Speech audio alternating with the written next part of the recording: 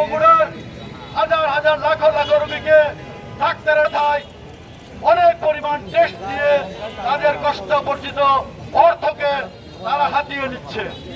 200 টাকার টেস্ট 2000 টাকা নেওয়া হচ্ছে, 2000 টাকার টেস্ট অনেক ক্ষেত্রে 15,000 20,000 টাকা নেওয়া হচ্ছে।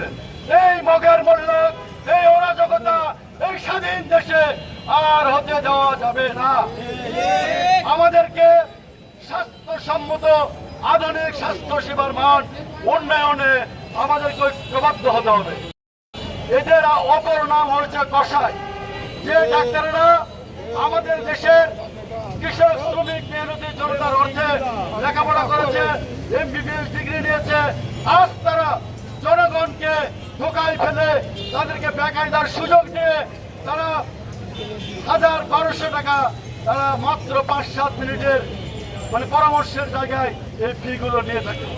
আমরা আজকে বলবো আপনারা সর্বোচ্চ 500 টাকা ফি আপনারা নেবেন, এটি আমরা আজকে বলে দিতে চাই। এর বেশি ফি না হলে আমরা বগুড়ার ছাত্র জনতাকে নিয়ে ওই সমস্ত হসপিটাল ওই সমস্ত ক্লিনিকে আমরা অভিযান চালাবো। অবশ্য তারা ছিনিয়ে নিচ্ছে আমাদের, আমরা সাধারণ জনগণ যারা আছে এরা বিনামূল্যে ঔষধ পাচ্ছে না। সরকারি সরকারকৃত যে ঔষধগুলো আছে তাদেরকে ঔষধ দেওয়া হচ্ছে না। তাদেরকে এই ঔষধগুলো জিম্মি করে তার বিভিন্ন জায়গায় বিক্রি এবং পাচার করার চেষ্টা করে।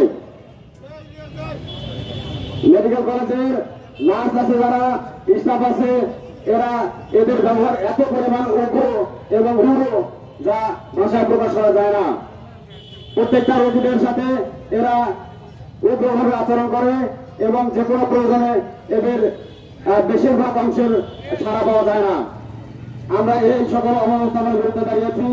আমরা এই অবস্থানের বিরুদ্ধে পুরো বগুড়াবাসীকে আমাদের সাথে একত্রতা পোষণ করার জন্য এখন এই ফ্যাসিস্টের দোসররা আছে, তাদেরকে আমরা স্পষ্টভাবে বলে দিতে চাই, আপনারা যে গর্তে আছেন সে গর্তেই থাকুন, বের হওয়ার ন্যূনতম চেষ্টা করবেন না।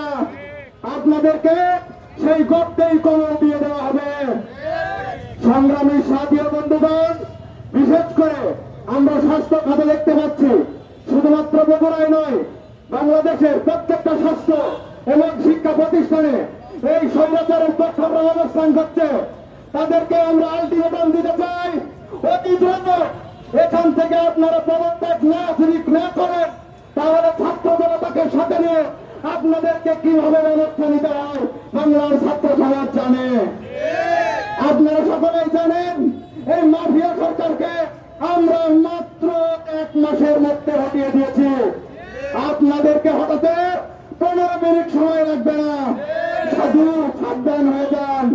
আমি এর কথা বলবো না, নেতৃবৃন্দ কথা বলবে। মার্কেটের ভেতরে গলিতে যাওয়ার সময় আমি তাদেরকে নিয়ে যাওয়ার সময় আমার চোখে গলি লাগে ভাই, আর বেশি কিছু বলতে পারি না। আমার মাথা ভালো নাই, আমি বেশি কিছু করতে পারি না।